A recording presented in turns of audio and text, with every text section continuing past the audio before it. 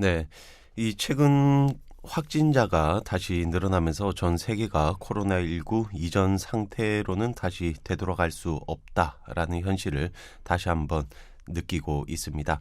자, 이런 가운데 전통적인 사회복지 전달 체계 역시 이 새로운 변화에 대응할 수 있는 방법을 좀 찾아야 한다라는 주장이 나오고 있는데요. 오늘은 코로나19 사태 이후 사회복지 정책의 한계와 또 앞으로의 과제들을 살펴보도록 하겠습니다. 나은내일 연구원 이승진 이사 자리하고 있습니다. 안녕하세요. 네, 안녕하세요. 네. 자, 그렇다면 현재 이 울산 지역을 포함한 이 사회복지 현장 좀 어떤 구조로 돌아가고 있고 또 어떤 부분들이 이제 한계로 이렇게 지적되고 있습니까? 네, 일단 이 코로나19 사태 이후에 이 전통적인 사회복지 전달 체계가 붕괴되고 있는 현상을 보이고 있는데요. 이 정부와 지자체 사업을 대행해 왔던 이 민간의 이 사회복지 법인들은 주로 공간이나 이 시설 중심의 서비스를 제공해 왔고 이제는 그 한계를 맞은 것이죠.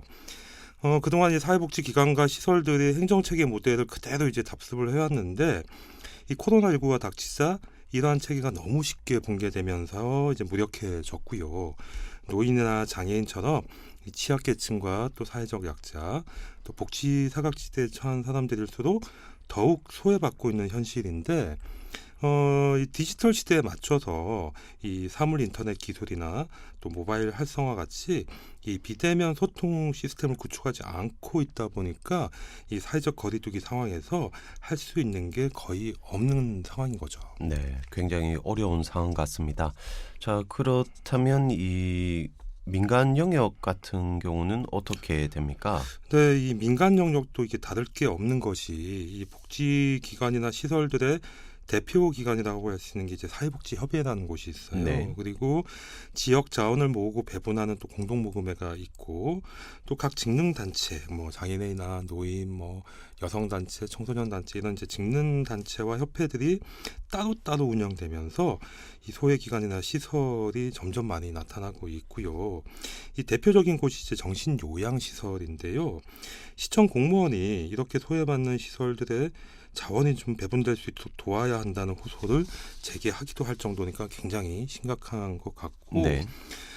그리고 이제 구군과 읍면동에는 민관협력기구라고 할 수 있는 이 지역사회보장협의체라는 게 있는데 대부분 이제 회의 중심으로 이제 운영이 돼요. 그러니까 지역 활동을 직접 수행하는 데는 좀 익숙치가 않고 결과적으로는 이제 보건의료 또 사회복지기관과 시설 간의 네트워크 구축이라든가 정보 공유라든가 또 상호 협력을 위한 어떤 협의 같은 이 체계가 허술한 상황이라는 걸 연휴로 확인하고 있는 상황인 것이죠. 네. 자, 그리고 이 코로나19 사태를 맞아서 이 주목되는 사람들이 이 사회복지 종사자들인데 아무래도 그 의료진들과는 달리 뭐 크게 이렇게 주목받지 못하고 있죠. 그렇습니다. 이 사회복지 종사자들의 문제는 더 심각한데요. 이 앞에서 말씀드린 것처럼 이 임시휴관 등의 이유로 이제 역할은 축소가 됐는데 이 비대면 전달 체계의 지침에 따라서 이 자원봉사 조직 가동의 또 한계를 가지고 있거든요. 네. 그러다 보니까 역할은 줄어주는데 거꾸로 이제 업무는 또 가중되고 있는 이런 현실이었고 또 현장에서 일하는 종사자들의 안전도 문제지만 이 코호트 근무에 따른 수당 지급처럼 이 근로기준법도 제대로 준수되지 않는 것이 또 문제이기도 하고요. 네. 또 공동모금의 지원 사업 같은 경우에는 이 기간이 정해져 있어요. 네. 1년이나 또 길어봐야 이제 3년이거든요. 음. 이런 이제 한시적 프로그램이 중단되면서 거기에 종사했던 이 비정규직 이 사회복지사들의 급여를 지급하지 못하는 경우도 있지만 이에 대한 실태 조사는 또 누가 하고 또 책임은 누가 져야 하는지 불분명한 상황이고요. 특히 이제 임산부나 이제 기저질환을 가진 종사자가 의심 증상을 보일 때 이 대체 인력 지원 체계 역시 이제 미비한데 이에 대해서도 울산 지역의 누구도 지금 입을 열지 않고 있는 상황입니다. 네. 이렇게 사회복지 현장의 현실이 아주 심각하다. 어렵다 이렇게 느껴집니다. 자, 그리고 경제 활동이 어려워지면서 이 또 저소득층은 또 계속 늘어나고 있잖아요. 근데 이 말씀처럼 이제 날이 갈수록 저소득층이 이제 속출하고 있는데요.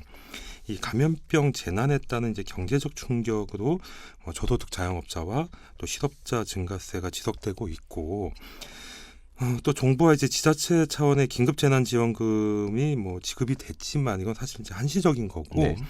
2차 지원에 관한 이야기도 나오고 있지만 이 사회적 합의를 이루려면 또 얼마나 많은 시간을 소요할지 지금 알 길이 없는 상황입니다. 네.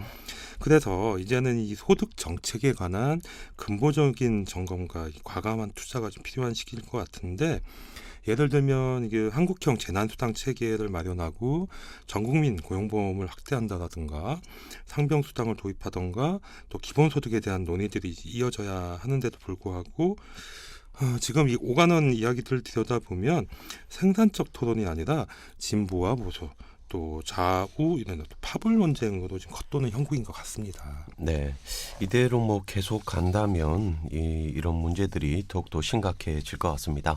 자, 그럼 울산에서라도 이 지역 상황과 또 그런 욕구에 맞는 체계를 뭐 새로 구축하고 또 사업을 개발해야 할 것 같은데 혹시 뭐 어떤 방안들이 있습니까? 네, 지역 사회에서 이 다양한 통로를 통해 제시되고 있는 정책 방안을 정리해 보니까 4가지 정도인 것 같아요. 네.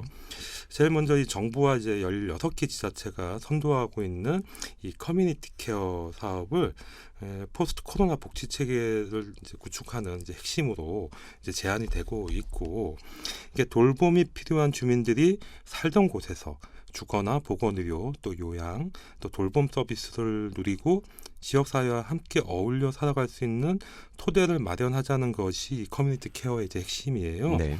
근데 이를 통해서 재난 상황에 따른 지역의 사회복지 패러다임을 좀 전환하고 또 그에 맞는 프로세스를 구축하면서 지역 주도형의 사회서비스 정책과 전달 체계 혁신을 위한 구조를 만들자는 것인데 결과적으로는 이제 돌봄 경제 활성화를 통해서 이 사회 서비스의 일자리 창출 효과도 기대할 수 있을 것 같고 또 감염병 시대에 맞춰서 문제가 됐던 이 보건의료와 사회복지 서비스 연계 체계를 구축해 나가는 데에도 큰 도움이 될 것 같습니다. 네, 이렇게 첫째가 커뮤니티 케어이고, 자, 그럼 이어서 두 번째 이 정책 방안은 뭐 어떤 게 나오고 있습니까? 네, 이어서 이 두 번째로 제시되는 정책은 울산복지재단 설립을 통해서 연구 중심 컨트롤 타워를 정립하자는 것인데요. 네. 최근에는 이 사회복지 정책 패러다임이 이 지자체 특성에 맞는 사업을 연구하고 개발하는 추세지만 현재 울산연구원에는 이 사회복지학을 전공한 연구원이 한 명 있습니다. 네. 이 한 명이 이제 울산시와 구군을 포함해서 6개 지자체 연구 과제를 대부분 다 수행하고 있는데 제가 따져보니까 매년 한 18개에서 23개 과제를 수행하는 이제 현실이 있더라고요. 네. 이런 상태에서는 이제 양질에서 연구 성과를 기대하는 것 자체가 무리고요.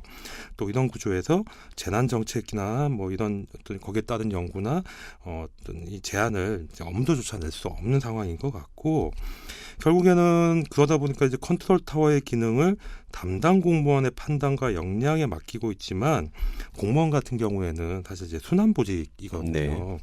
그러다 보니까 어떤 민간의 현실을 지속적으로 파악하고 지원하거나 또 연결하거나 조정할 수 있는 이 컨트롤 타워 역할을 수행하는 데 이제 한계가 있는 것이죠. 네.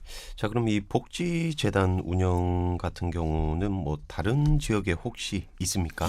근데 이 가까운 울산에도 이제 부산복지개발원이라는 곳이 있고요. 네. 전국에 이제 41개 지자체가 복지재단을 운영하고 있는데 이 광역지자체인 울산이 2014년에 설립한 김해라던가 2015년에 설립한 양산처럼 이 가까운 기초지자체보다도 5년에서 6년은 이제 뒤처져 있는 상황이고요. 네. 현재 설립을 추진하는 지자체도 경남이나 충남을 포함해서 7개소에 달하고 있거든요. 이 복지재단의 운영 목적은 크게 프로그램을 개발하고 또 기부와 이제 배분을 이제 활성화하거나 시설을 운영하거나 지역사회를 네트워크하거나 또 조사 연구 사업 등이 있는데 이를 통해서 이제 울산 지역 상황에 적합한 양질의 복지 정책을 개발하고 민관이라든가 민민 네트워크를 구축하는 한편 이 연구 중심의 컨트롤 타워 역할을 수행해야 할 시기인 것 같습니다. 네. 자, 그리고 이어서 세 번째 방안, 뭐 어떤 정책이 제시되고 있습니까? 네, 세 번째로 제시되고 있는 정책은 이제 울산 사회서비스원 설립으로 감염병 재난이 발생했을 때 긴급 돌봄 체계를 수행해야 한다는 것인데 원래 이 사회서비스원의 설립 목적은 시민들의 어떤 보편적인 욕구가 다양해지고 또 돌봄 대상자가 확대되면서 이 사회 서비스 제공 환경을 새로 구축하자는 취지였지만 이 코로나19 사태가 확산되고 또 민간 기관과 시설의 기능이 마비됐을 때 긴급 돌봄 체계를 수행하는 면모를 지금 보여주고 있는데 이 대구에 있는 사회 서비스원이 이제 대표적이기도 합니다. 네, 이 대구가 사회 서비스원을 뭐 일찌감치 설립해서 운영을 하고 있나 보군요. 네, 그렇습니다. 이 대구는 코로나19 사태가 발생하기 전에 이 사회 서비스원을 먼저 설립해서 운영하고 있었는데요. 이 코로나19 대응을 위해서 긴급 돌봄 지원단 체계로 전환하고 소속된 요양보험사와 이 지원단 모집을 통해 이 180여 명을 긴급 투입하기도 했고요. 가족 확진이나 자가격리로 고립된 이제 아동이나 노인 또 장애인에게는 24시간 돌봄 서비스를 제공하거나 또 종사자가 이제 확진이 됐을 때 이제 서비스가 중단될 위기에 놓일 수 있잖아요. 이럴 때는 그 사회복지 시설에도 이제 인력을 투입하기도 했고요. 또 확진자들의 24시간 병원 생활을 지원하기 위해서 8개 병원에 70명의 돌봄 인력을 투입하기도 했는데 이 모든 대처가 결국은 대구에 공공기능이 강화된 이 사회서비스원이 있었기 때문에 가능한 일이었던 것 같습니다. 네, 위중한 시기에 아주 많은 일을 한 것 같은데, 자 그렇다면 울산시 같은 경우에는 이런 사회 서비스원 뭐 역할이라든지 그런 부분은 어떻게 할 계획입니까? 네, 다행히 이제 울산시도 현재 제가 참여하고 있는 이제 미래비전의 위원회 건의를 수용을 해서요. 내년에 조례 제정을 하고 또 시범 사업을 한 이후에 2022년부터 네. 본격적으로 이제 운영을 하겠다 이렇게 발표를 했고요.